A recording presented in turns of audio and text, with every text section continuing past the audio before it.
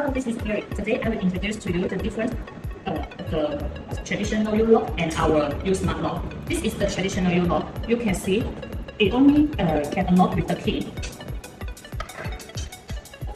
And only just one key. The key is easy to lose. But this is our U-Smart lock.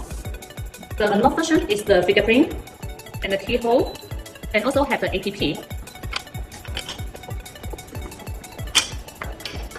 You can download this use Juya app.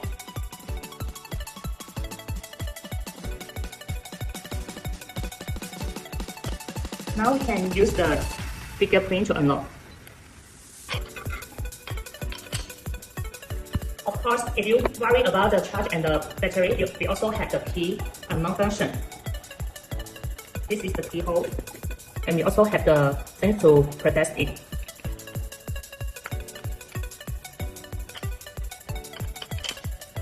We have three sizes you can choose.